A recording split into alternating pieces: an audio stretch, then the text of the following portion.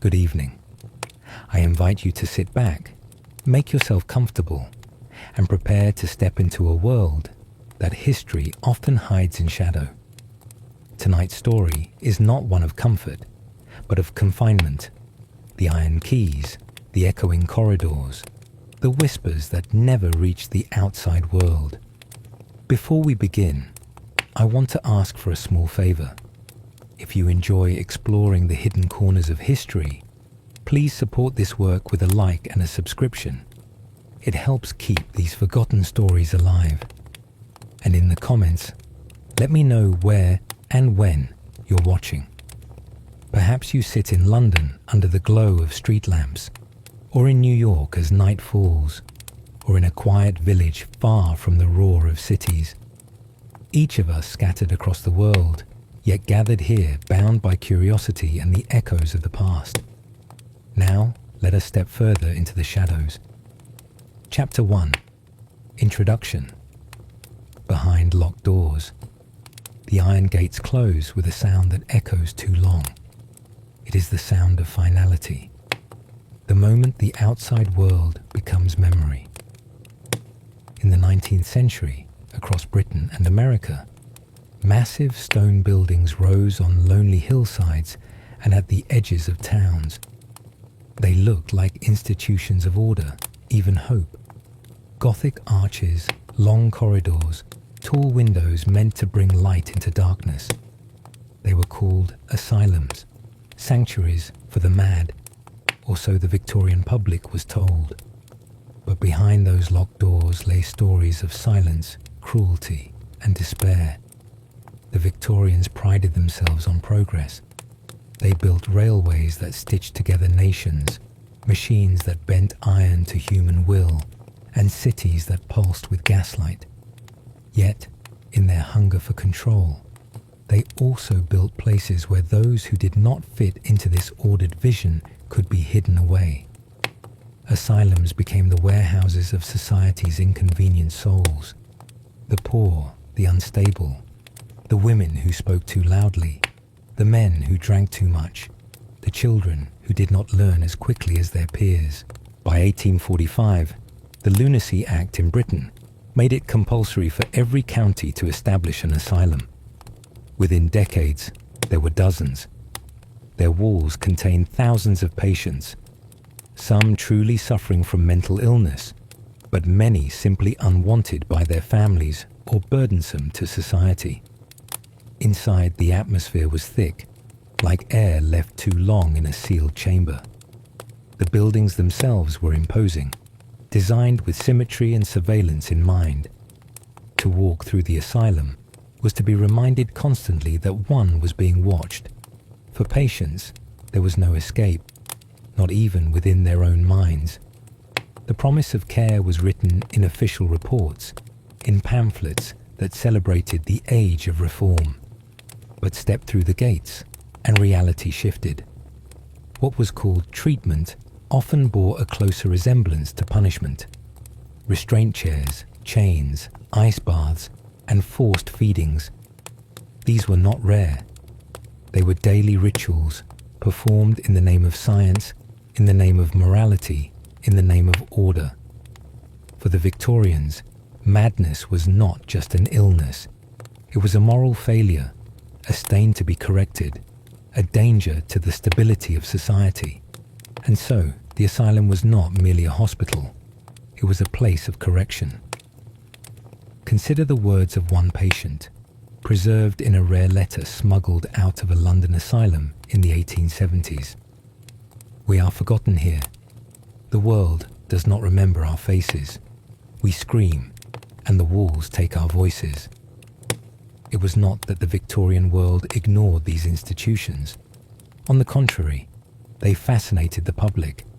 Newspapers described them, novels hinted at them, and wealthy citizens toured them as curiosities. The asylum was a spectacle of the strange, a reminder of what happened when reason unraveled.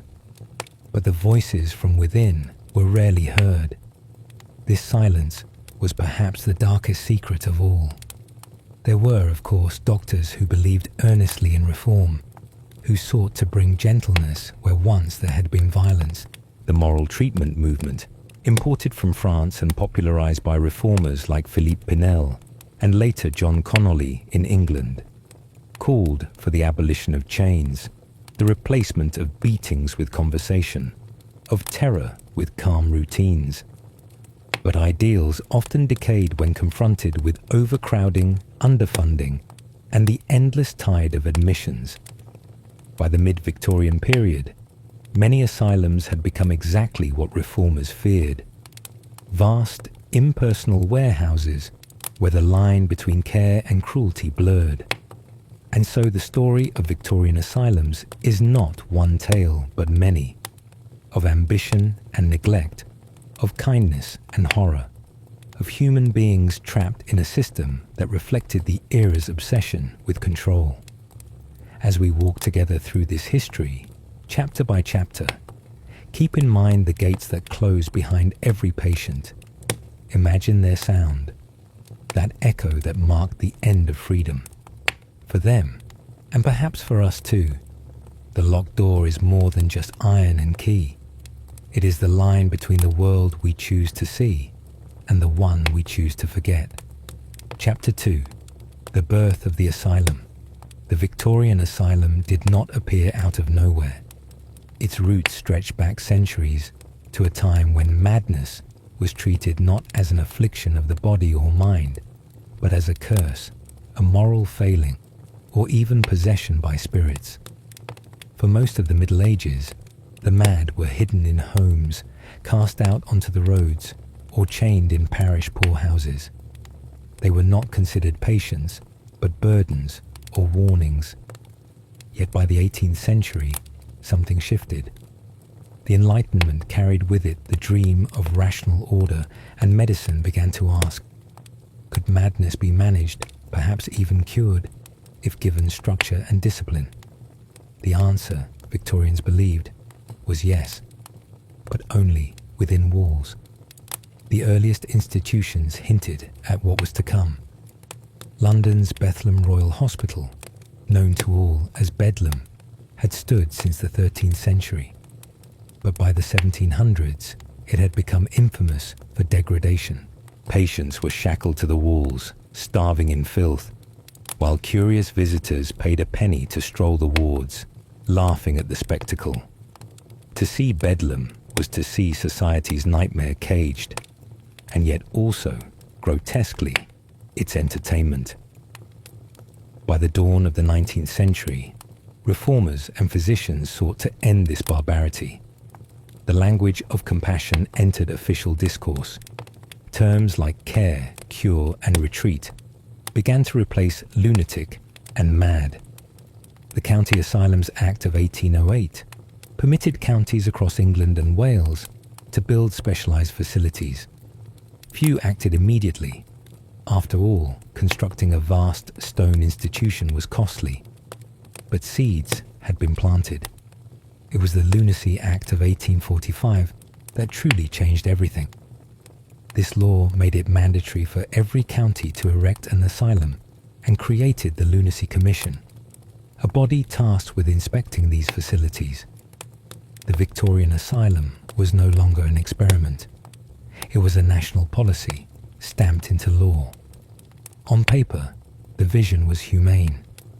The acts promised light, order, and the possibility of cure. Architects were instructed to design buildings in the moral treatment style: open courtyards, high ceilings, gardens where patients might walk.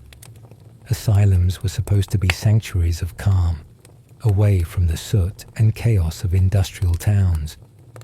But there was another purpose hidden between the lines: control. The very architecture of the asylum tells the story. Walk the grounds of Hanwell Asylum in Middlesex or Colney Hatch in London, and you would see not cottages, but fortresses. Their long corridors stretched like ribs from central halls. Wards branched outward in strict symmetry, dividing men from women, the curable from the incurable, the violent from the docile. At their heart were observation towers, where attendants could survey the entire compound. It was a design born not of comfort, but of surveillance. Doctors such as John Connolly, physician at Hanwell, became famous for championing the so-called non-restraint system. Chains and manacles, he argued, were relics of barbarism. Instead, attendants should guide patients through gentle routine, conversation, manual labor, reading, and calm environments.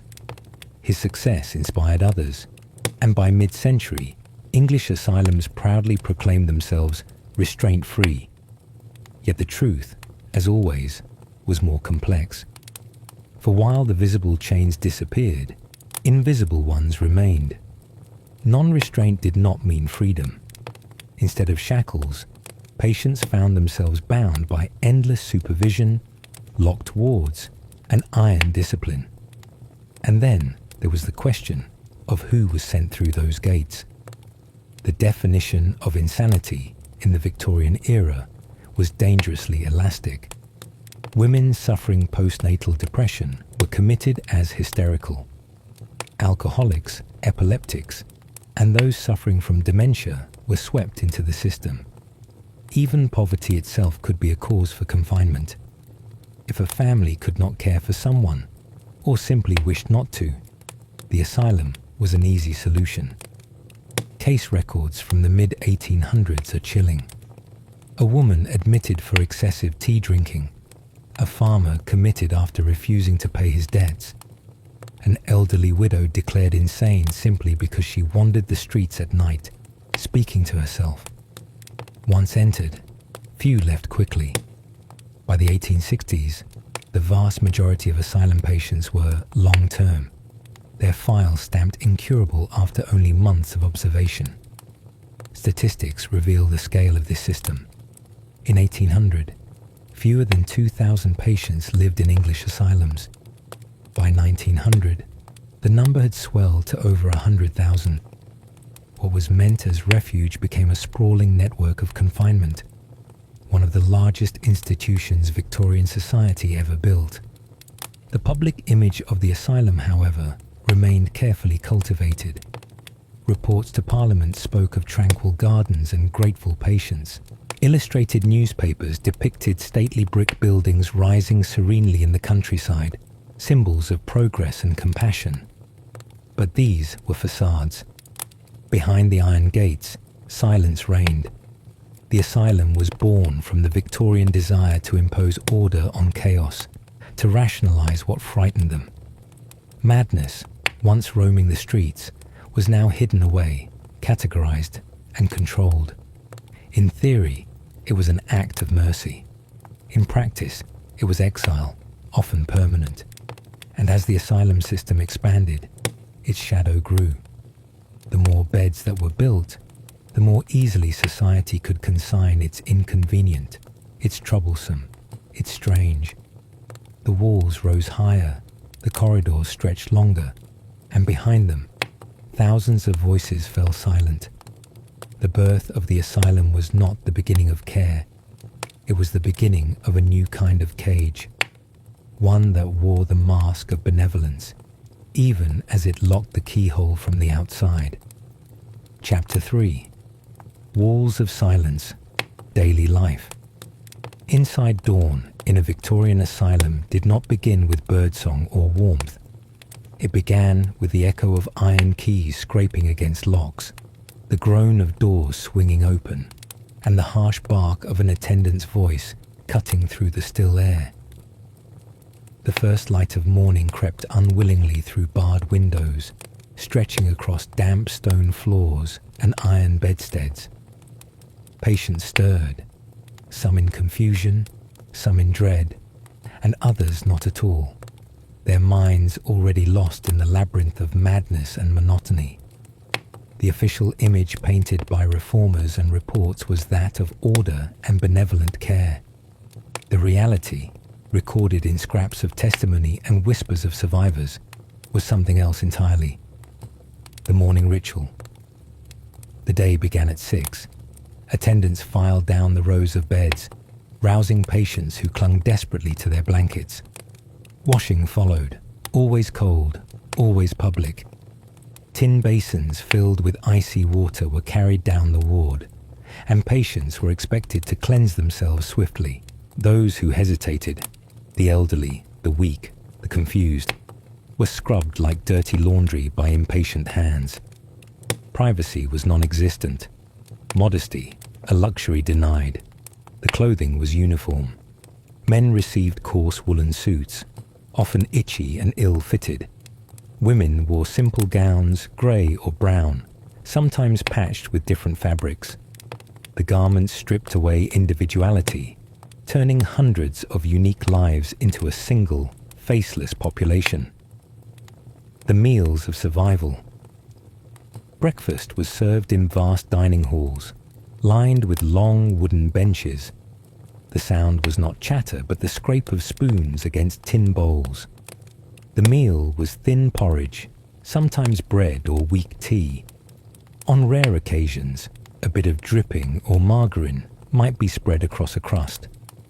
Protein was a rarity, reserved for Sundays or holidays when meat stew might appear in modest ladles. Medical officers insisted that the diet was sufficient and wholesome. Yet letters smuggled from inmates and reports by the few who gained access revealed hunger gnawed constantly. At Colney Hatch Asylum, the largest in London, patients complained of food served spoiled or crawling with insects. Still, they ate because starvation was worse. Work as treatment. After breakfast, the asylum transformed into a factory. The reigning philosophy of moral treatment dictated that idleness fed madness, while labour restored sanity. Men were marched into fields, gardens or workshops. They mended shoes, wove baskets, broke stones and dug ditches, their sweat often serving the institution more than themselves. Women scrubbed vast halls, laundered endless sheets, sewed uniforms and prepared food. Unpaid workers in an industrial machine disguised as medicine. At the Hanwell Asylum, overseers boasted that patient labour saved thousands of pounds a year, enough to keep the asylum running at a fraction of the cost. For administrators, this was proof of efficiency. For patients, it was forced servitude. Some found small comfort in the structure, but many collapsed under it. Reports exist of patients fainting in fields during summer heat, or developing frostbite in harsh winters when labour continued outdoors regardless of weather. Enforced silence. Conversation during meals was forbidden in many institutions.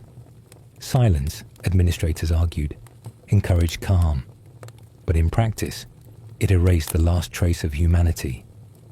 Patients sat side by side in crowded dining halls, unable to speak, their eyes darting like prisoners caught in perpetual judgment. In wards, silence reigned as well.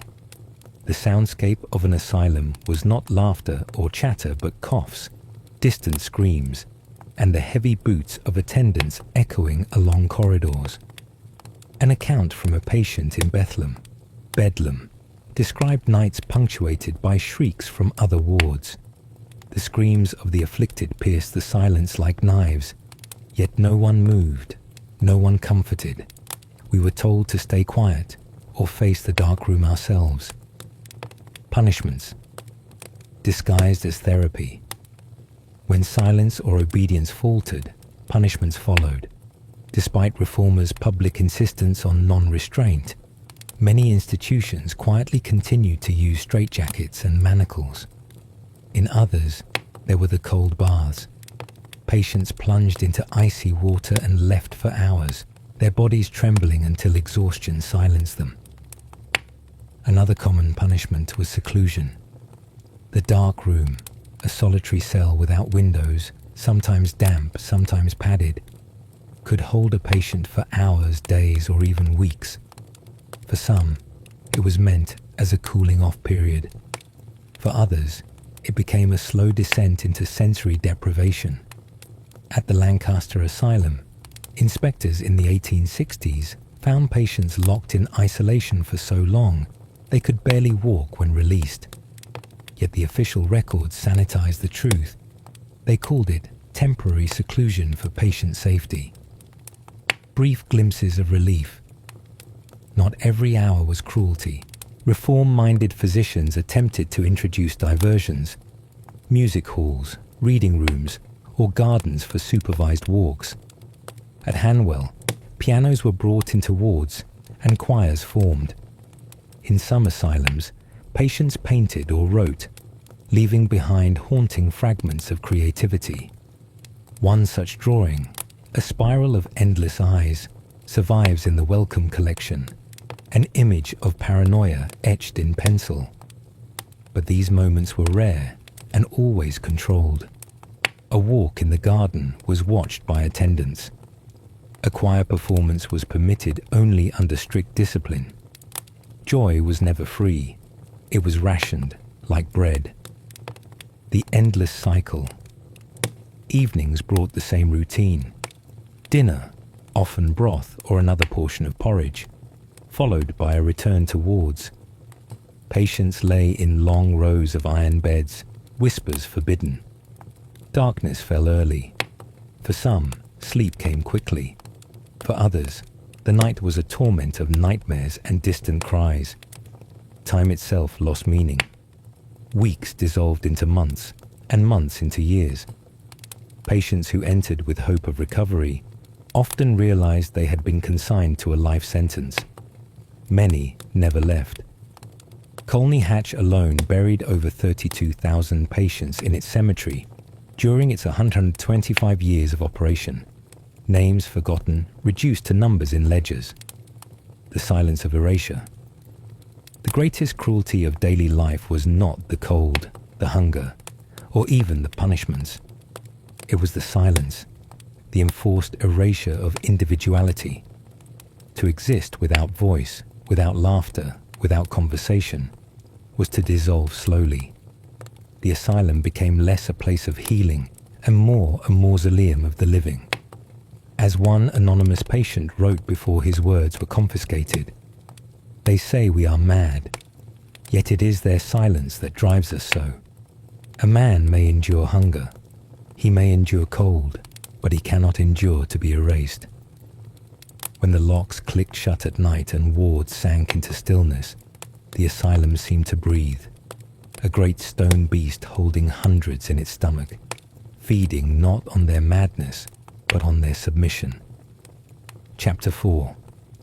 Diagnoses or condemnations. In the Victorian age, science was cloaked in authority, and nowhere was that more dangerous than within the walls of asylums. To be labelled mad was not merely a description of mental illness. It was a sentence. The diagnosis itself became a chain, a way of binding lives to institutions indefinitely. Many never escaped once the ink dried on their admission papers. But when we peel back the layers, we begin to see that the line between science and prejudice, medicine and morality, was thin, often invisible. Doctors of the period worked with categories that today read more like accusations than medical terms. Moral insanity, hysteria, religious mania, dipsomania, monomania. Each sounded clinical, but each carried assumptions about behavior, gender, and class. A woman who argued too much with her husband could be accused of hysteria. A man who drank more than his peers might be committed for dipsomania. A religious zealot, one who prayed too loudly or too often, could be judged as suffering from mania. In the language of Victorian psychiatry, almost any deviation from expected social conduct could be pathologized. The diagnosis of hysteria in particular reveals how medicine blended with misogyny. Rooted in the ancient belief that a woman's womb wandered through her body, causing chaos in her mind, the diagnosis was resurrected by Victorian physicians with chilling authority. Women who showed anxiety, sexual frustration, or even melancholy risked being branded hysterical. Once inside an asylum, their voices were easily dismissed. After all, their very words were considered symptoms. One husband's complaint could condemn his wife to years, even decades, behind locked doors. For men, the threat often came from accusations of violence, drunkenness, or moral weakness. But even these categories were alarmingly flexible. One man could be committed for depression, another for reading too much poetry, which some physicians claimed led to excessive sensitivity of the nerves. In 1843, a man named Edward Oxford attempted to shoot Queen Victoria. He was acquitted on grounds of insanity, diagnosed with delusions. But across the country, thousands of men and women who had never harmed a soul received the same sentence of madness simply for falling short of social norms. Even grief could be weaponized. Records from county asylums show widows and widowers admitted after losing a spouse. Their tears, their inability to function in daily life, were marked down as pathological. The natural process of mourning was transformed into evidence of disorder. In some cases, families relieved of the burden of care quietly handed relatives over to the asylum, justifying the decision with a diagnosis that doctors were all too willing to provide. The most chilling truth lies in how elastic these labels were. The asylum physician held immense authority.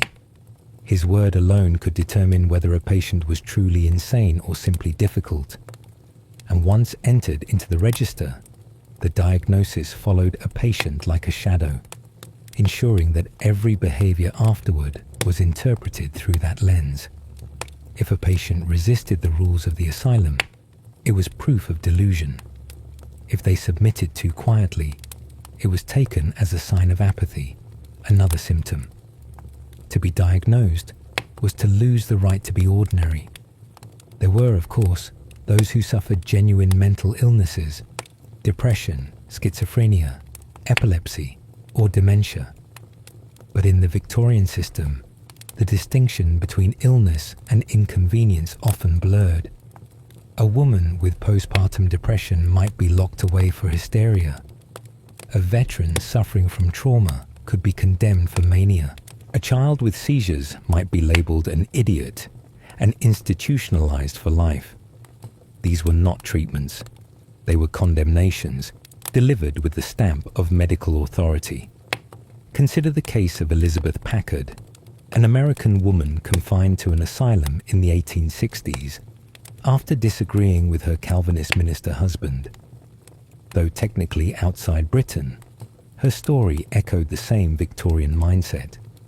She was accused of religious excitement, her opposition to her husband's doctrines twisted into a sign of lunacy. Inside the asylum, she recorded the stories of other women who had been committed under similar pretexts. Wives who defied their husbands, daughters who disobeyed their fathers, women who sought independence. Their diagnoses were weapons of control wielded under the guise of science. Elizabeth eventually won her freedom and became a reformer. But for many, the asylum walls closed in forever. The moral categories extended even further. Poverty itself was often equated with mental weakness.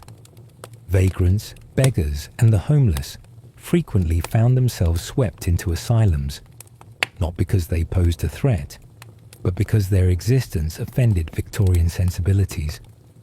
To be poor was to be suspicious. To be without work was to risk being judged defective in mind as well as body. The asylum became, in many ways, an extension of the poorhouse, hiding away the inconvenient and the destitute. Inside, the weight of diagnosis shaped every aspect of life. Patients were grouped by category: the quiet, the violent, the epileptic, the melancholic. These labels determined their work assignments, their diets, even their chances of ever leaving. A man judged chronic melancholic could languish for decades in silence, while another labeled recoverable might be subjected to harsher labor under the assumption that effort would cure him. The classification was less about healing and more about control. And yet, behind the paperwork, the reality of human suffering was often ignored. A woman diagnosed with hysteria might simply have been enduring an abusive marriage. A man condemned for mania could have been struggling with alcoholism, a condition that required compassion more than incarceration. Children labeled as idiots often displayed signs of what we now recognize as autism or learning disabilities. But the labels provided no path to understanding. They were not bridges to recovery. They were walls. The tragic irony is that some doctors truly believed they were advancing science. The Victorian era was obsessed with classification, with fitting every human variation into neat categories. Phrenology claimed the shape of a skull revealed character. Early psychiatry insisted the shape of behavior revealed disease. But unlike anatomy or chemistry, the categories of madness were not tested in laboratories. They were imposed in wards on the lives of those least able to resist. The language of diagnosis disguised moral judgments as medical fact. To be hysterical was to be inconvenient. To be melancholic was to be unproductive. To be maniacal was to be disruptive. Beneath the surface of science lay the age-old desire to control, to silence, to make society orderly by hiding away those who disturbed its image of stability. For the patients themselves, the weight of these words was unbearable. To be diagnosed was to be branded. The asylum was not simply a place of stone and iron. It was a place of language, where words could cage as effectively as bars. One woman, confined for hysteria, wrote secretly in a journal, "They write of me as if I were no longer a soul, but a specimen. I am not a case. I am not a diagnosis. I am alive, and I feel every day the wound of their words." These voices, fragile and rare, break through the silence of the archives like faint cries across a century. They remind us that Victorian diagnoses were not just medical notes. They were verdicts, often unjust, delivered in cold ink that erased the warmth of human lives. When we look back at those asylums, we must ask, were they hospitals or prisons of morality disguised as medicine? The truth, uncomfortable as it is, leans toward the latter. For in the Victorian age, to receive a diagnosis was not to be promised care. It was to be condemned, sometimes for life, by a system that mistook difference for disease and control for cure. Chapter 5. Instruments of care, treatments and tortures. The Victorian asylum promised care, but the reality was often closer to torment. Step into one of those long, echoing corridors, and you might hear the sound of keys jangling, the hollow clank of iron doors, or the distant cries of patients subjected to treatments that blurred the line between medicine and cruelty. The word treatment itself becomes a grim irony when set against the instruments and practices that defined this age. What was offered as healing was, more often than not, another form of control, or punishment disguised as therapy. Bleeding, blistering, purging. These were the cornerstones of early Victorian medical intervention.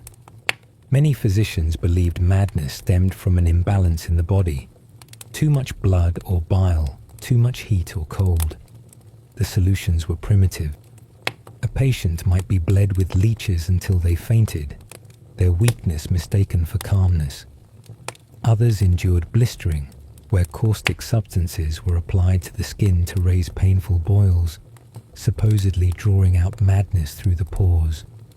Purgatives forced patients to vomit or suffer diarrhea, leaving them dehydrated, trembling and silent, an enforced quiet that doctors mistook for progress. Then there were the restraints. Few images haunt the Victorian asylum more than the sight of patients strapped into straitjackets, their arms bound against their will, These devices were justified as protections for the patient, for the staff. But in practice, they silenced protest and subdued resistance. Imagine a man strapped so tightly he could scarcely breathe, left in a bare cell for hours, sometimes days, until exhaustion overcame him. The jacket did not heal madness, it broke spirits. Other restraints were more elaborate. The tranquilizer chair, invented earlier in the century, still found its echoes in Victorian practice. Patients were strapped motionless, their heads encased in boxes to deprive them of sight and sound. Silence and immobility were thought to soothe turbulent minds.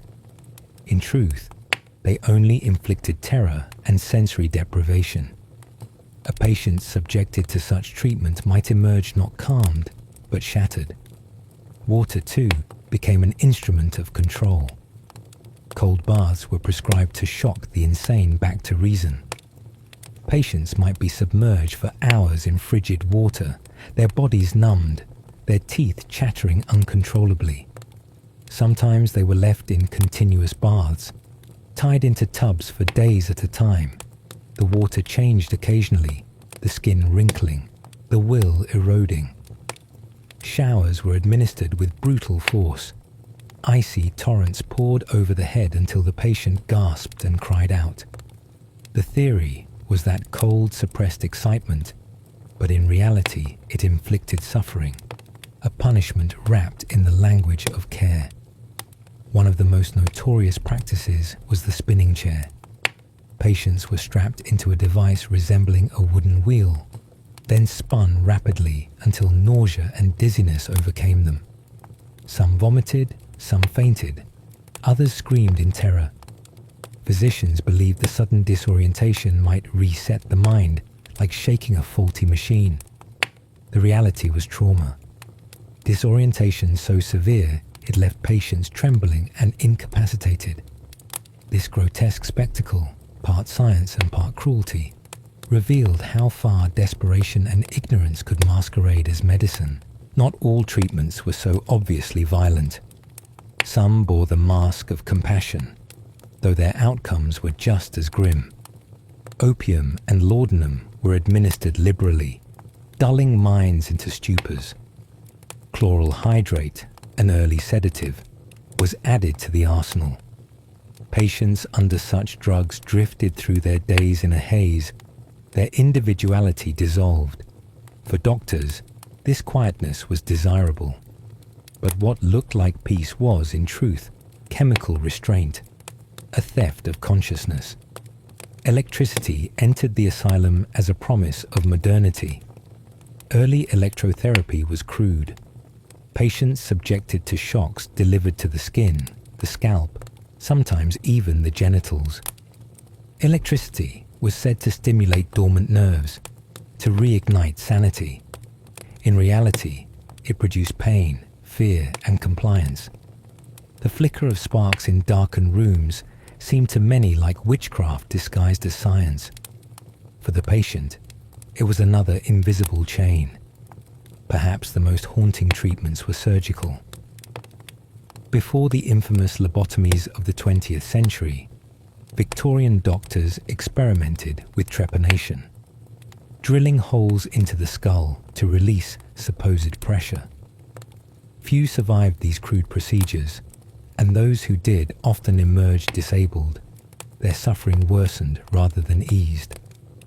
Such acts, born of desperation, remind us how thin the line was between healer and executioner. Even food could be turned into an instrument of torment. Starvation diets were sometimes prescribed, under the belief that lightness of body would bring clarity of mind. Patients deemed gluttonous or overexcited might be restricted to bread and water for weeks. On the opposite extreme, others were force-fed when they refused to eat. A funnel forced down their throats, while attendants held them still. In both cases, the act of eating, one of life's most basic comforts, was transformed into punishment. There is another cruelty, quieter but no less devastating. neglect masquerading as treatment. In overcrowded asylums, patients languished in filthy wards, untreated sores festering, lice crawling across their bodies. The staff, underpaid and overwhelmed, resorted to discipline rather than care. In these environments, to do nothing was often as harmful as to act. Silence, filth, hunger. These too were instruments of suffering. We cannot forget that behind every procedure was a human being. Imagine the woman placed in a cold bath for hours, her lips turning blue as attendants looked on impassively. Imagine the man spun until he collapsed in vomit, his cries dismissed as madness. Picture the child strapped in restraints because he would not sit still, his tears soaking the rough canvas of the jacket. These were not experiments on abstractions. These were lives degraded in the name of science. And yet, the doctors themselves often believed they were doing good. The asylum was built on a contradiction. It promised moral treatment, a gentler approach than the prisons and almshouses of the past. Some physicians sincerely hoped to cure. They walked the wards, they recorded symptoms, they searched for patterns. But the tools at their disposal were blunt, their theories misguided. What emerged was not healing, but harm institutionalized. The instruments of care became instruments of torture because the patients had no power to resist. Their words were discounted, their protests written down as symptoms. If a patient cried out during a cold shower, it was labeled hysteria. If they begged for release from restraints, it was proof of mania. Suffering was interpreted not as a consequence of treatment, but as confirmation of madness. In such a system, pain perpetuated itself, unacknowledged, unrecorded, unending. In the hushed records of Victorian asylums, we glimpse these horrors only faintly. Notes about hydrotherapy, restraint, moral improvement. The language is sterile, but the silence screams. The people who endured these treatments left few voices behind, their cries absorbed by stone walls and iron bars. But when we walk those ruins today, when we read those cold records, we cannot help but feel the echoes. The instruments are gone, but their shadows remain, reminding us how easily care can slip into cruelty when power is unchecked. The Victorian asylum believed itself to be a place of healing, but behind the locked doors, the reality was far darker. The treatments inflicted were not cures, but chains, and the scars they left, physical, mental, spiritual, would linger long after the instruments were put away. Chapter 6. Echoes of Madness, Stories of Patience. The walls of the Victorian asylum were thick and unyielding, yet they carried voices, whispers of despair, cries of rage, and sometimes laughter that rang hollow and unsettling. Each sound was a fragment of a story, a glimpse into the inner lives of those who had been stripped of freedom, yet still retained their humanity, however fractured it might have been. To walk the corridors was to step into a living grave, where each room held the echoes of lives constrained, sometimes broken, but never entirely erased. Consider Mary Ashworth, admitted in 1874 at the age of 23. Her crime, according to the records, was hysterical fits and mania. But Mary was not violent. She was overwhelmed by grief, mourning the death of her brother in a mining accident. She arrived clutching letters and small trinkets, her eyes wide with terror of the unfamiliar. The staff, trained to suppress the emotional and the unpredictable, interpreted her tears as dangerous agitation. She was strapped into a straitjacket and confined to a padded cell. Days passed. The walls bore silent witness as Mary muttered to herself, her voice gradually fading into whispers. The journals note her eventual improvement, a euphemism for silence, a surrender of her spirit. She left years later, not fully healed, her mind and body marked by the instruments of care. Then there was Thomas Whitaker, a man in his 40s who entered the asylum after a breakdown brought on by financial ruin. Once a respected clerk, Thomas found himself unemployed, penniless, and desperate. The asylum promised stability, a safe haven from the streets, but its methods were far from safe. Thomas was subjected to the spinning chair. The first time, he screamed for hours, vomit staining the floor beneath him. Staff recorded the incident clinically. Patient demonstrates violent response to hydrotherapy and rotary treatment, otherwise manageable. The words hide the terror, the sheer human suffering. When Thomas was eventually discharged, his family noted a change so profound, it was as if he had become a different man, quieter, subdued, haunted by memories that could not be spoken. Children, too, suffered. Young Emily Hargreaves, only 10 years old when admitted, could not understand why her laughter frightened the staff. She had been unusually energetic, often running through the streets in bare feet, a trait deemed pathological. In the asylum, she was confined to a small room, with only a wooden bed and a single blanket. Nights were the worst. Shadows in the corners became monsters. The sound of distant chains rattling fueled her imagination. Staff administered sedatives liberally, and she drifted into a foggy, dreamless state. Emily's case exemplifies how the innocence of childhood could be criminalized, her vitality mistaken for insanity, her spirit forcibly muted. Not all patients were passive. Some resisted quietly or violently, asserting the self that the asylum sought to erase. William Henshaw, a former soldier, refused food for weeks. He was force-fed through a tube, his body shaking with rage and fear. Nurses described his behavior as hysterical opposition, but William's defiance was a form of survival. In another ward, Margaret O'Leary sang hymns each morning, her voice rising over the cries of other patients. The staff called it manic vocalization, but for Margaret, it was a lifeline, a way to anchor herself to the world outside the walls. Madness, of course, took many forms, and the asylum's patients were as diverse as the society that condemned them. Some were genuinely ill, victims of epilepsy, schizophrenia, or depression, conditions barely understood at the time. Others were caught in the moral and social judgments of the era. Women who had borne children out of wedlock, men who drank too much, children who acted differently from their peers.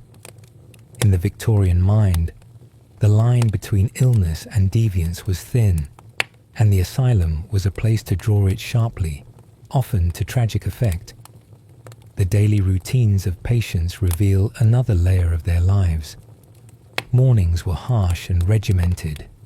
Beds were stripped, rooms inspected, and patients paraded for breakfast, often the same meagre fare. Walking through the cold, echoing halls, some might have clutched each other's hands in solidarity. Others stared at the walls, eyes hollow. Therapy sessions promised structure, yet frequently devolved into monotony. Reading aloud, sewing, or folding sheets were supposed to occupy the mind, but the repetition often deepened the sense of imprisonment, emphasizing the slow passage of days rather than any true engagement with healing. Within this gloom, friendships and alliances occasionally formed. Two patients, bound by shared despair, might exchange whispered stories at night, creating fragile communities in the shadows. Sometimes, a note slipped from one hand to another carried news of the outside world, a small rebellion against isolation. These connections, fleeting as they were, hint at the resilience of the human spirit. Even in the darkest corners of Victorian asylums, empathy survived. Yet not all stories were of resistance or small joys. Some patients simply vanished within the system. Records note deaths attributed to natural causes, though closer examination often suggests neglect or the consequences of harsh treatment. The deceased were catalogued, folded into the asylum's meticulous ledgers, their individuality subsumed beneath clinical terminology. Their absence, though silent, resonated through the halls, a constant reminder of mortality hovering over the living. Letters and memoirs from former patients offer rare, piercing insights. One such memoir describes the terror of the padded cell, the cold air biting through thin clothing, the smell of disinfectant masking the rot of overcrowded wards, the eerie lull of silence punctuated by screams. The writer recounts hallucinations brought on by isolation and moments when reality itself seemed to bend, leaving the mind teetering on the edge of comprehension. Such documents, when they survive, are windows into the suffering, courage, and resilience of those trapped within these institutions. Even within official records, hints of humanity emerge. A patient described as agitated and unmanageable might also be noted for playing a rudimentary tune on a makeshift flute. The juxtaposition is stark. A body confined, a mind striving for expression. Here, madness does not erase personality. It merely complicates it, revealing the depths of the human psyche under stress, fear, and deprivation. The Victorian Asylum was more than a building. It was a crucible of society's anxieties.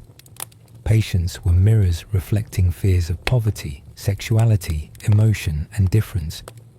Their stories, tragic and sometimes heroic, reveal a world where compassion struggled against ignorance, where empathy was often overshadowed by institutional imperatives.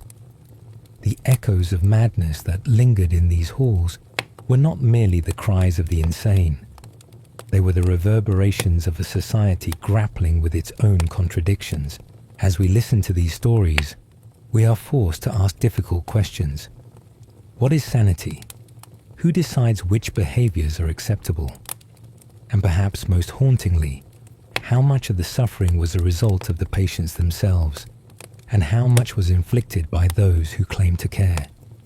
The voices of the asylum demand that we consider these questions, even as the walls crumble and the wards fall silent. When we finally leave these corridors, the echo of madness lingers. It is not a sound easily forgotten. The stories of Mary, Thomas, Emily, and countless others resonate like a ghostly chorus, reminding us that history is not merely dates and policies, but lived experience, raw, unsettling, and profoundly human. Their pain, resilience, and occasional defiance teach us about the cost of ignorance, the power of institutional authority, and the enduring spirit that persists even when the world seeks to suppress it. In remembering these patients, we confront more than Victorian medicine. We confront ourselves. For every straitjacket, spinning chair, or cold bath, we see the potential for cruelty in the guise of care. And for every whispered story of survival or fleeting joy, we glimpse the capacity of the human spirit to endure, even when madness threatens to overwhelm. Chapter 7. The business of asylums behind the cold stone walls of Victorian asylums. A less spoken truth lingered, palpable yet obscured by the solemnity of care. While these institutions were publicly lauded as sanctuaries for the mentally ill, many of them were, in reality, businesses first and havens of healing second. Profitability dictated practices, bed occupancy overshadowed empathy, and the machinery of commerce turned human suffering into ledgers, invoices, and annual reports. The asylum, it seemed, was both a refuge and a marketplace, a duality that would shape the lives of countless patients in ways both subtle and catastrophic. Consider the rise of private asylums in England during the mid-19th century.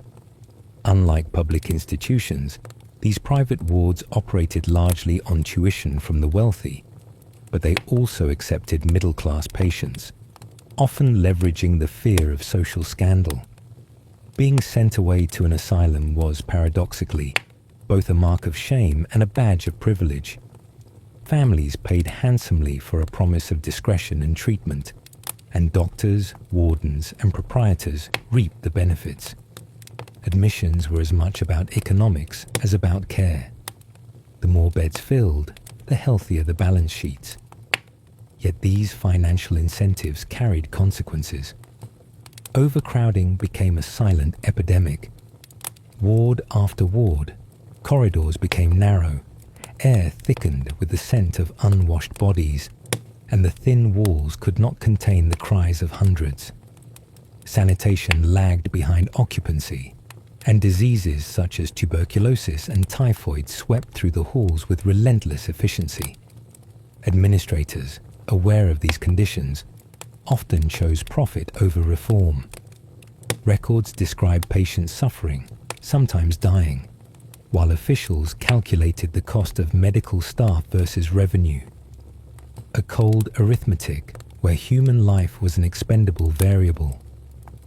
The business of asylums also extended into experimentation.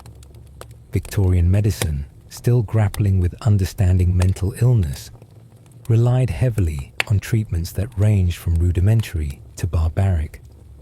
Hydrotherapy, spinning chairs, electrotherapy, and cold baths were not only supposed remedies, they were selling points. Prospectuses boasted of innovative treatment methods and scientific supervision, attracting wealthy clients eager to secure the latest therapies for their loved ones. Behind the marketing language lay the grim reality. These treatments often caused more trauma than healing, their efficacy unproven, their administration brutal. Labor played a significant role in the asylum economy as well. Many patients were put to work under the guise of therapy. Sewing, gardening, cleaning, and laundering were framed as occupational therapy, but they also reduced staffing costs.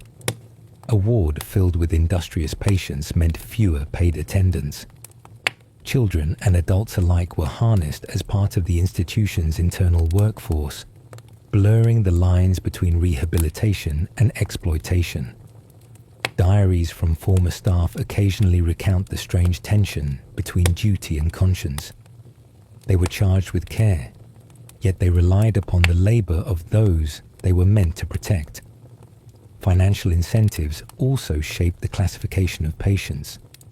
Those deemed manageable were often sent to wards where their behavior could be exploited to maintain order or productivity.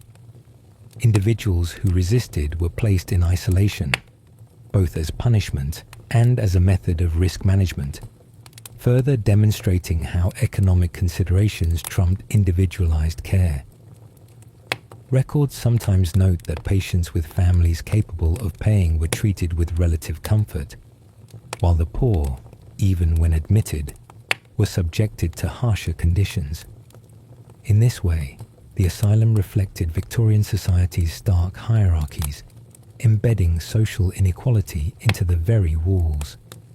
The business model extended beyond the walls themselves.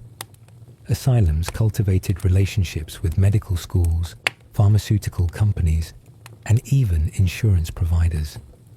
Experimental drugs were tested under the supervision of resident physicians, sometimes without patient consent. This blurred line between innovation and exploitation became a hallmark of Victorian mental health care. Invoices for medicines and treatments, when examined today, reveal staggering sums that families paid, often in the belief that money could restore reason or suppress troubling behavior. Public perception was a currency in itself. Asylums invested heavily in reputation management, publishing annual reports, testimonials, and articles in medical journals. These publications highlighted recovery rates and the efficacy of treatment, glossing over the overcrowding, the mortality, and the psychological torment endured by those within. Patients were the silent proof of success, their suffering hidden beneath carefully curated narratives. Visitors, when allowed, often saw only the clean wards, the obedient patients, the smiling staff, a staged reality designed to inspire trust and attract further patronage. Yet beneath the veneer of business strategy and public relations, the human cost was unmistakable. Patients like William, Mary, and Emily, whose stories we have traced in previous chapters, lived under this dual reality of care and commerce.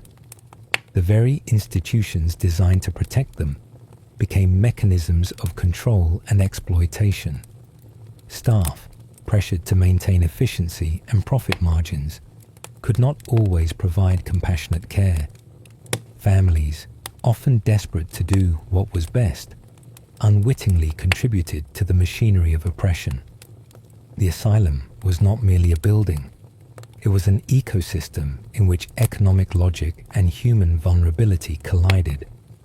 One particularly notorious example was the case of a private asylum in northern England, which, according to surviving ledgers, charged families per day, per treatment, and even per meal provided to patients.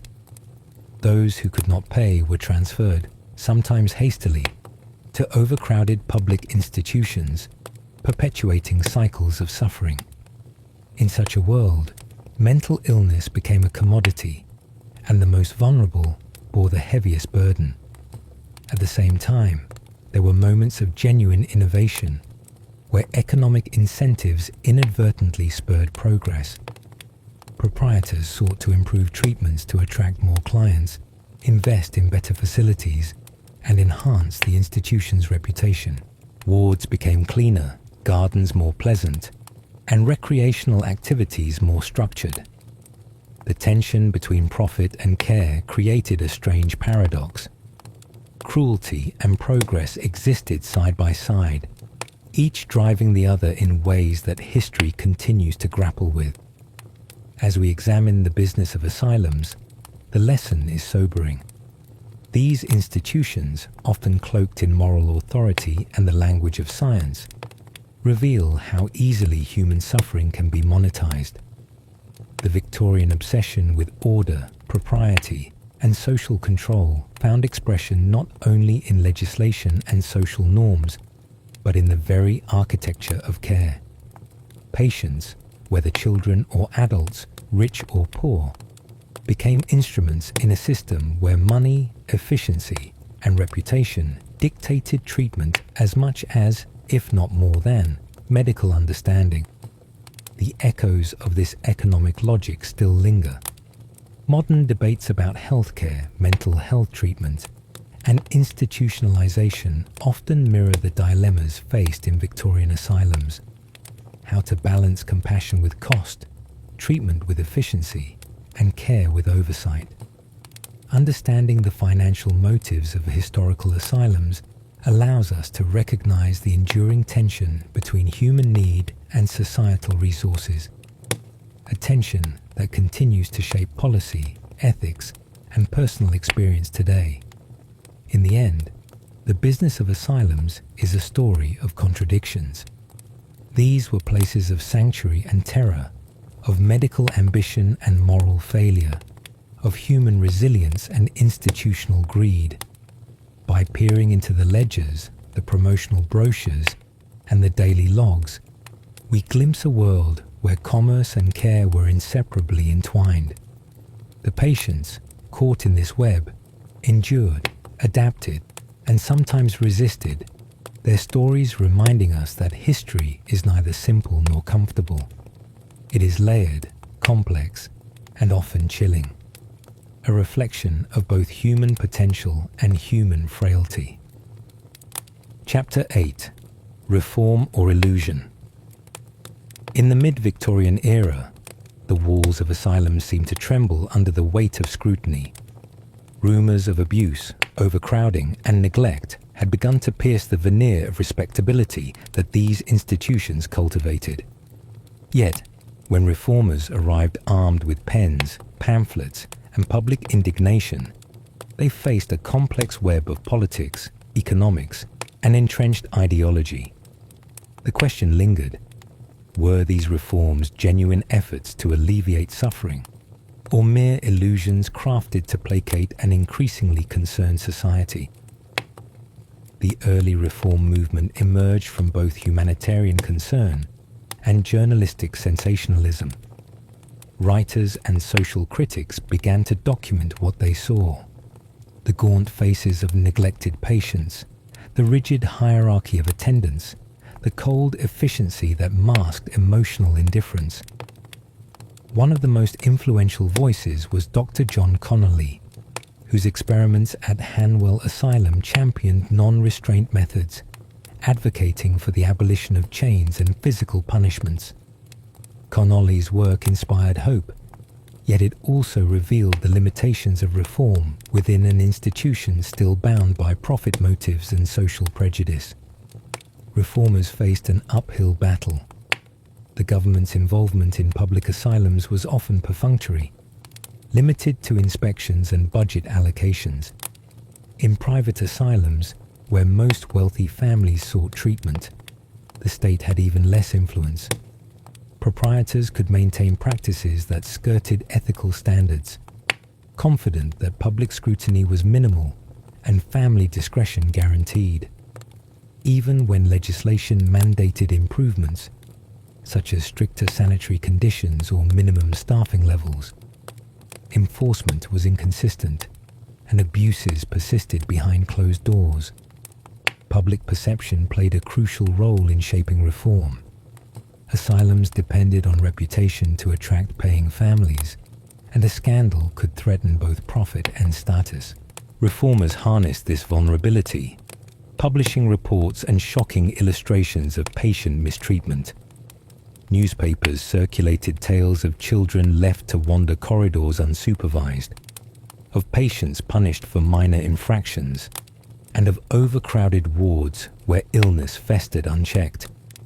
These stories provoked outrage, yet they also risked exaggeration, sometimes presenting a narrative more sensational than accurate.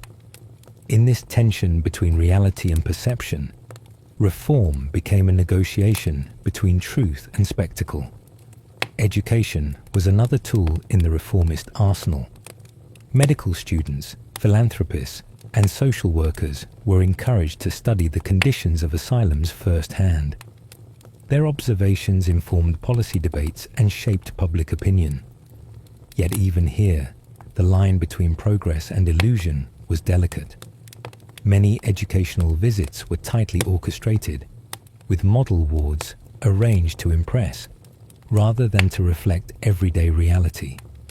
Visitors saw neat beds, cheerful patients, and attentive staff, a performance designed to convince skeptics that meaningful change had occurred. Behind these curated displays, overcrowding, malnutrition, and abuse continued largely unchallenged. The tension between genuine reform and superficial appearance was perhaps most evident in the treatment of the most vulnerable patients. Children, women, and the mentally infirm were disproportionately affected by neglect and harsh discipline. Some reforms targeted these groups with specific programs, promising education, occupational therapy, or social rehabilitation. Yet these initiatives often served dual purposes. They improved outcomes for some patients, yes, but they also functioned as marketing tools, demonstrating the asylum's progressive methods to potential clients. Families might feel reassured by such programs, unaware that for many other patients, conditions remained grim and unchanged. Reformers themselves were not immune to the contradictions of their era. Many genuinely sought to improve care, yet they operated within societal frameworks that stigmatized mental illness. Victorian society viewed madness as both a moral failing and a social threat, and even the most progressive advocates sometimes framed patient suffering in terms of moral correction rather than medical treatment. This dual lens, compassion tempered by judgment, influenced which reforms were pursued and how success was measured. Progress was often incremental, selective, and in some ways performative. Economic pressures continued to shape the impact of reform. Asylums remained businesses, and any changes that threatened profitability were met with resistance. Expanding staff, improving facilities, or adopting new therapeutic methods all required funding, which meant that institutions could implement reform only insofar as it did not undermine the bottom line. Records from several mid-19th century private asylums reveal careful accounting. Funds allocated to patient welfare were meticulously balanced against revenue from tuition and treatment fees. In some cases, reforms were enacted more for their public relations value than for genuine patient benefit. A carefully calculated illusion that allowed institutions to appear compassionate while maintaining financial advantage. Despite these challenges, reform did leave an imprint. Non-restraint policies gradually gained acceptance, occupational and recreational therapies were introduced, and inspection regimes became more rigorous.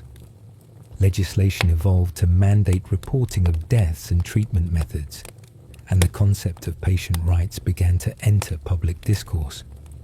For some patients, these reforms brought tangible relief: less physical punishment, better nutrition, more humane supervision.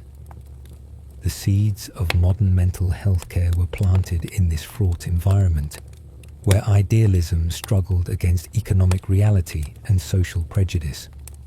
Yet, for many, reform remained incomplete or illusory.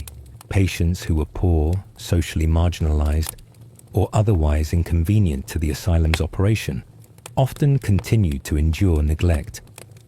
Changes were unevenly applied, creating stark disparities between wards, institutions, and regions.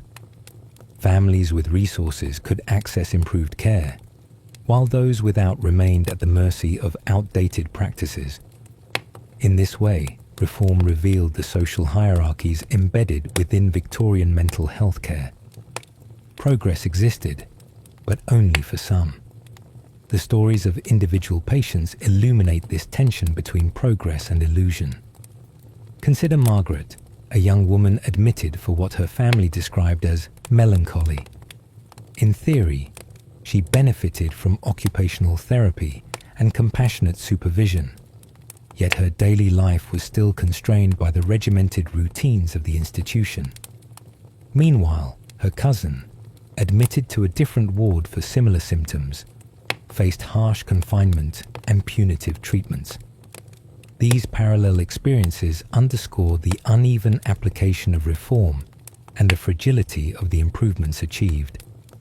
As we reflect on reform in Victorian asylums, the question posed by history remains strikingly relevant. To what extent can institutional change overcome the inertia of entrenched practices, economic incentives, and societal prejudice? The asylums of the era were caught in a delicate balance between care and control, between compassion and commerce, and between public perception and lived reality. Reform existed, but it was always negotiated, always partial, and often, to the observer of the time, as much about illusion as it was about genuine change. In the end, reform in Victorian asylums was neither complete nor absolute. It was a patchwork of progress, performance, and sometimes genuine compassion, set against a backdrop of enduring human suffering and systemic inefficiency. The legacy of these reforms, and of the illusions that accompanied them, offers a lens through which we can examine the moral and practical complexities of mental health care, both in the past and today. It reminds us that history is rarely straightforward, that change is often incremental and incomplete, and that the pursuit of justice and care is perpetually entwined with human ambition, fear, and oversight. The Victorian asylum, in its attempt to reform itself, thus became a mirror for society, a reflection of both our capacity for empathy and our tendency to prioritize image over substance. As we peer into this shadowed past, we confront a truth that remains unsettling. Progress is often partial, and the line between reform and illusion is thinner than we might hope. Chapter 9. Haunted Halls, Ghosts and Legends. The corridors of Victorian asylums were long and echoing, their walls painted with peeling whitewash and the faint stains of years gone by. By day, the hum of attendants and the muted cries of patients created a dissonant symphony of life under duress. By night, however, the halls took on a different character. Shadows stretching like elongated fingers, the faint scrape of unseen footsteps, whispers curling from corners long abandoned. To the staff and the occasional brave visitor, it seemed as if the asylum itself had absorbed the suffering within its walls, and in turn, whispered back in ghostly echoes. Ghost stories surrounding asylums were not mere folklore. They were born from the very real horrors witnessed within.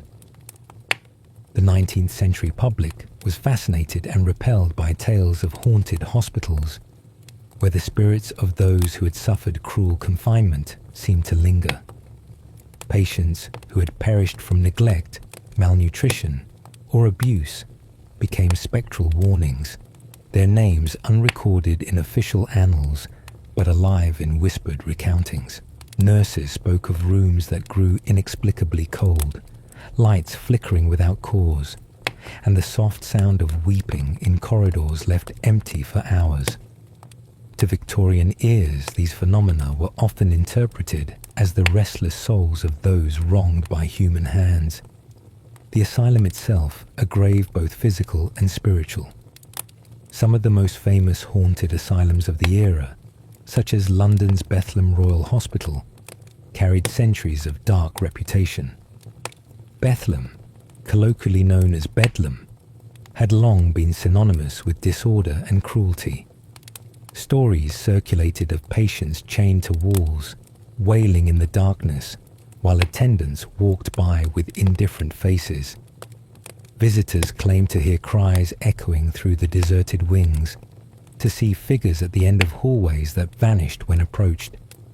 Even as reformers implemented non-restraint policies and improved conditions, the tales of hauntings persisted, blending history with legend in a way that fascinated and terrified the public alike.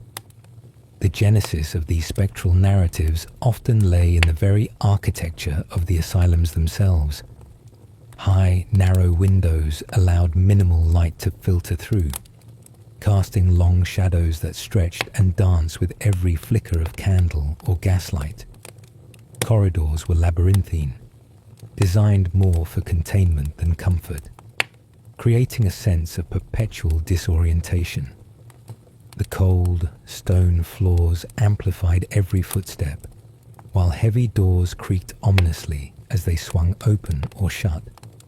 For anyone unfamiliar with the building, a simple misstep could trigger a cascade of fear, a misplaced shadow, a moan carried by the wind, feeding the illusion that the dead walked alongside the living. Staff members were not immune to these fears. Attendants, nurses, and even physicians often recounted encounters that defied rational explanation. Some claimed to see patients who had long since died wandering the halls, or to hear voices issuing commands or cries for help in empty rooms. These experiences were documented in diaries, letters, and sometimes formal reports, though often couched in language that reflected the contemporary tension between superstition and science. Skeptics suggested exhaustion, stress, and the oppressive atmosphere of the asylum as plausible explanations. Yet, for those who lived within the walls night after night, the experiences felt undeniably real, a chilling reminder that the asylum's history could not be so easily erased. Ghost stories also served a social function. They reinforce the perception of asylums as spaces of moral and physical peril, shaping public understanding of mental illness and its treatment. Newspapers printed sensational accounts of haunted hospitals, blending factual reports of patient deaths with unverifiable tales of spectral apparitions. These stories captivated readers, eliciting both horror and fascination, and they often spurred calls for reform. In this sense, the hauntings were both literal and metaphorical. The ghosts were not only the spirits of the deceased, but also the enduring consequences of systemic neglect and cruelty. Certain individuals became legendary within these haunted halls. One widely circulated tale told of a patient known as the Weeping Lady, a young woman admitted for severe depression. According to legend, she wandered the corridors at night, her cries echoing off stone walls, until she vanished into a locked room, never to be seen again.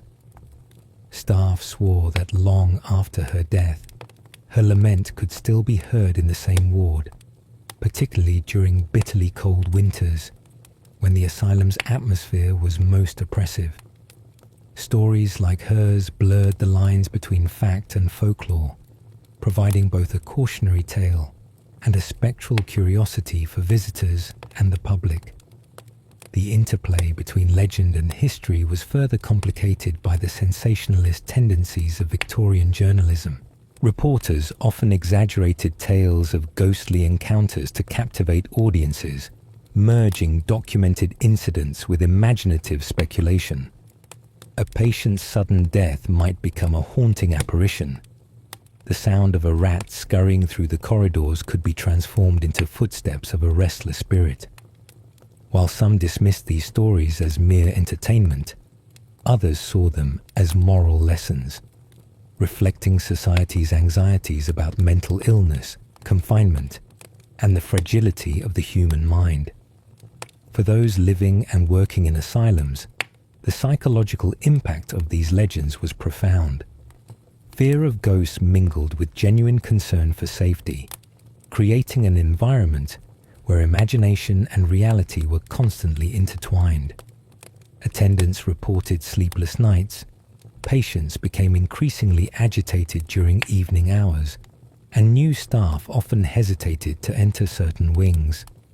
In some cases, these reactions were rooted in genuine human empathy, the emotional resonance of past suffering manifesting in the present. In others, they were fueled by the cultural narrative of haunted asylums, demonstrating how legend could shape behavior as effectively as any structural constraint. Even today, the Victorian Asylum continues to captivate the public imagination. Abandoned hospital wings and restored institutions alike are frequent subjects of paranormal investigation, books, and films. Tourists flock to sites reputed to be haunted, drawn by a combination of historical curiosity and thrill-seeking.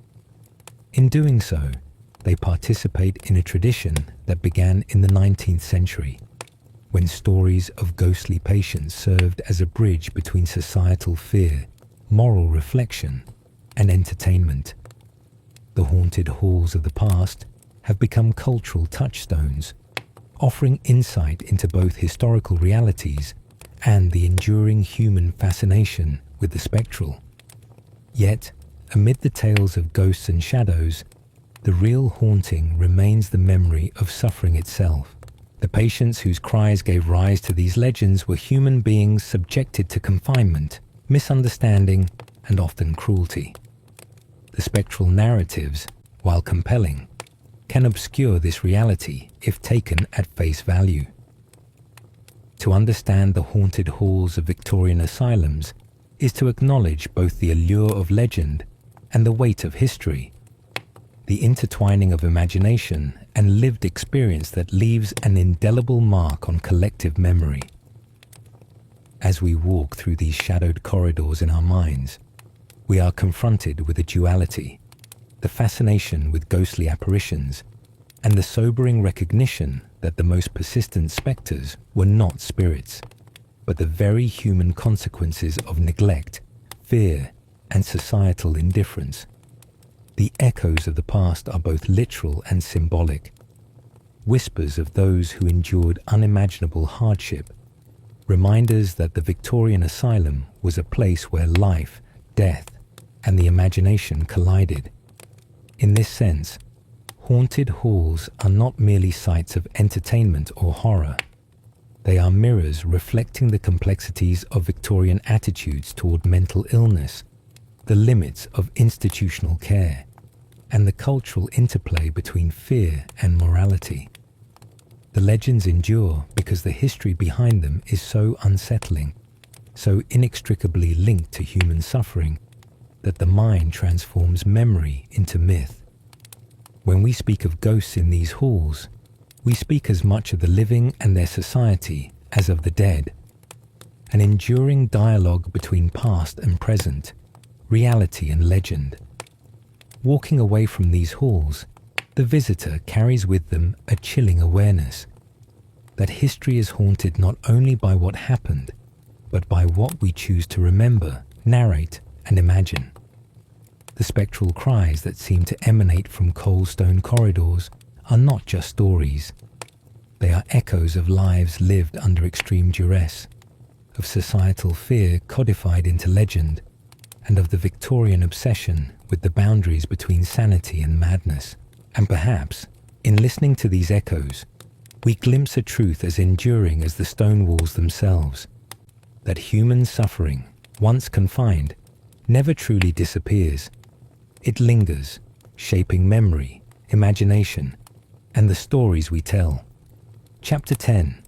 From Shadows to Light. The legacy today. The Victorian asylums, with their towering walls, shadowed corridors, and cold stone floors, are no longer filled with the echoes of suffering that once defined them.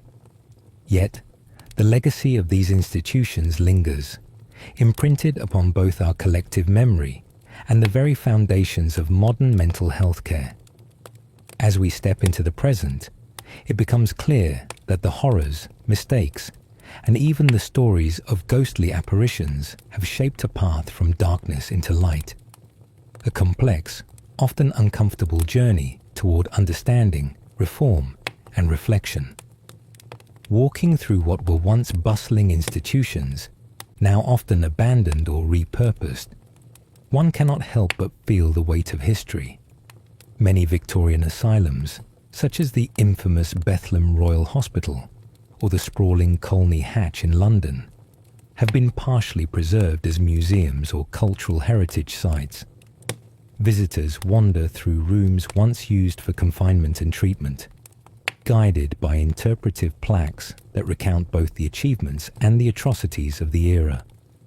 The juxtaposition of careful curation against the backdrop of despair evokes a profound tension. The human desire to remember and learn versus the unsettling realization of past cruelties. Modern psychiatry owes much of its evolution to these asylums, though the debt is both necessary and troubling. The non-restraint movement, pioneered by reformers such as Philippe Pinel in France and later echoed in Britain, began to dismantle the chains and harsh methods that had long defined treatment. Yet, progress was slow, inconsistent, and often resisted by those who clung to older, more punitive models of care.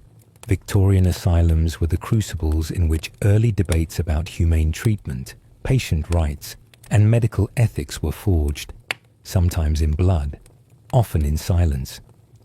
Today, we benefit from these painful lessons, recognizing that mental illness is not a moral failing, but a human condition deserving empathy, research, and support. The cultural shadow of these institutions is equally significant. The stories of patient suffering, attendant cruelty, and haunted corridors have permeated literature, film, and art, shaping our collective imagination about madness and confinement. From Charlotte Perkins Gilman's harrowing depiction in The Yellow Wallpaper to modern cinematic portrayals of psychiatric hospitals, the Victorian Asylum serves as both a historical reference and a symbol of broader societal fears. These cultural representations, while often sensationalized, reflect enduring anxieties about control, vulnerability, and the thin line separating normalcy from perceived insanity. Yet, beyond the stories, beyond the sensationalized hauntings, there is a more tangible legacy: the transformation of mental health care itself. Victorian asylums, despite their flaws, prompted questions about ethics, patient welfare, and societal responsibility. They forced societies to confront uncomfortable truths about poverty, abuse, and neglect. Today's psychiatric hospitals, outpatient services, and community-based mental health programs exist in part because of the lessons painfully learned in these early institutions. While modern practices are not perfect, the framework of patient-centered care, professional ethics, and regulated treatment can be traced back to the debates and reforms of the Victorian era. Public memory plays a vital role in this legacy. Many former asylums are now open to public tours, museum exhibitions, or have been converted into educational spaces, offering a visceral connection to history. Walking through the preserved wards, one can almost hear the whispers of patients who once filled these rooms with hope, despair, or simple, quiet endurance. These spaces act as reminders that the history of mental health care is not abstract. It is lived, human, and deeply personal. Visitors are invited not only to witness the past, but to reflect upon the ongoing challenges of mental health in contemporary society. There is also a therapeutic aspect to this remembrance. Acknowledging the cruelty and neglect of the past validates the experiences of those who suffered and provides a framework for empathy in the present. Educational programs at former asylum sites often include discussions about historical abuses, the evolution of treatment philosophies, and contemporary mental health issues. By confronting these uncomfortable truths, society cultivates a more compassionate and informed perspective, ensuring that history's mistakes are neither forgotten nor repeated. The spectral legends that once haunted asylum corridors continue to influence modern imagination, but they have also found new purpose. Paranormal tourism, literature, and documentaries often highlight the ghostly aspect of these institutions, drawing attention to the intensity of past suffering. In a sense, the ghosts serve as allegories, symbols of memory and moral accountability. They remind us that history is never simply what happened. It is what we choose to remember, to interpret, and to learn from.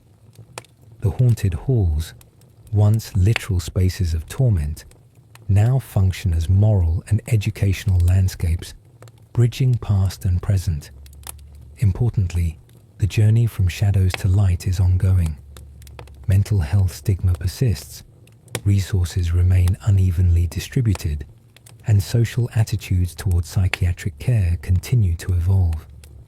The legacy of Victorian asylums, with all their horrors and occasional reforms, serves as a stark reminder that vigilance, empathy, and societal responsibility are essential.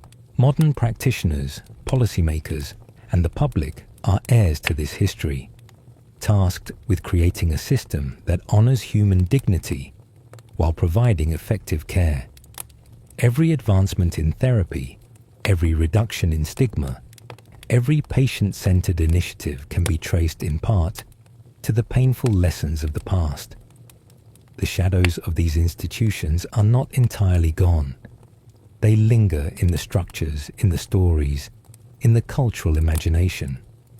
Yet, for all the darkness they cast, there is light, the light of knowledge, of reform, of acknowledgement, and of enduring human empathy. Today's mental health practices, patient rights legislation, and broader social understanding of psychological well-being are monuments to this progress. They are proof that even in places defined by fear and suffering, humanity's capacity to learn, adapt, and heal can prevail. As we reflect on the legacy of Victorian asylums, we confront a dual reality. On one hand, there is horror, the chains, the overcrowding, the inattention, and the cruelty. On the other, there is hope, reform, understanding, and the continuous evolution of care. In examining both, we gain a fuller understanding of the human condition, of societal responsibility, and of the enduring consequences of neglect and abuse. The history of asylums is not merely a tale of despair, it is a story of transformation, reminding us that from the darkest shadows, light can emerge. In the end, walking through the remnants of these institutions or studying their history, one cannot escape the profound human lessons embedded within. The ghosts, the legends, and the documented atrocities all converge into a single narrative, a story about the fragility and resilience of the human mind, about societal ethics, and about the transformative power of knowledge and empathy. They remind us that while history can be cruel and oppressive, it can also illuminate the path forward, if we are willing to confront it honestly and with compassion. The Victorian asylums stand as both warning and testament. They show us the consequences of neglect and fear, but also the potential for change when empathy, courage, and moral reflection guide human action. They challenge us to examine how far we have come and how far we still must go in ensuring that those struggling with mental illness are treated with dignity, care, and humanity. From the shadows of history to the light of contemporary understanding, the legacy of these institutions is both a cautionary tale and a beacon of hope, a reminder that even in the darkest places, human progress can find a way. Conclusion: the locked door. Within the corridors of Victorian asylums lie empty now, silent except for the faint creak of old timber and the whisper of wind through broken windows. Yet the echoes of the past cling stubbornly to these walls, like shadows that refuse to leave even when the sun has risen. These buildings, once intended as havens for the disturbed and vulnerable, became mazes of suffering, ignorance, and fear. And though the asylums themselves have long since closed their doors, their legacy, both grim and instructive, remains locked within the human consciousness, reminding us of the fragile boundary between sanctuary and prison. The iron bars and heavy doors that once separated patient from the outside world are gone, yet the metaphorical doors within the mind, the ones that shield our deepest fears, our anxieties, and our unspoken memories, remain just as potent. What keys then do we hold to unlock them, if we dare? Walking through these historical halls in imagination, one is struck not just by their emptiness, but by the weight of the lives they contained. Patients, many confined against their will, moved through shadowed corridors where daylight seldom reached. Some were gentle souls, driven to despair by grief, trauma, or illness. Others were misunderstood, labeled as mad for behaviors that today might be treated with therapy or compassion. And yet, within these walls, their humanity often clashed violently with the ignorance and fear of those charged with their care. The stories of suffering are countless. Patients strapped to beds for hours, subjected to experimental treatments, left alone in isolation chambers for days on end. Each tale carries with it a haunting question. What is the cost of fear when it governs our treatment of the vulnerable? But the history of Victorian asylums is not one of suffering alone. Amid the horror, there were fleeting moments of mercy and human connection. A patient might receive a kind word from a nurse who dared to look beyond their diagnosis. A doctor might show gentle curiosity rather than cruel experimentation. And in rare instances, families who were allowed to visit might bring warmth and comfort. These brief sparks illuminate a grim narrative with threads of humanity, proving that even in darkness, small acts of empathy can pierce the veil of despair.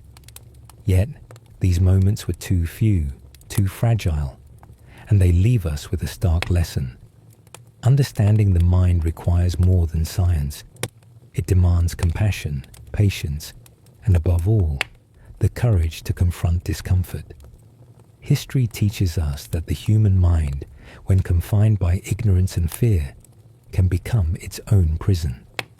Victorian asylums were, in essence, mirrors reflecting society's anxieties, prejudices, and misconceptions about mental illness. Patients were not only battling internal struggles, they were fighting against a world that misunderstood them, against policies and practices that stripped them of autonomy, and against a society that often preferred to lock away what it could not comprehend. The horrors of these institutions, mechanical restraints, solitary confinement, questionable medical interventions, serve as stark reminders of how quickly benevolent intentions can devolve into cruelty when guided by fear rather than understanding. Yet, within this darkness lies a lesson that extends far beyond the walls of asylums. The locked doors of the past compel us to examine the doors within ourselves. What fears do we hide behind? What judgments prevent us from seeing the humanity in others?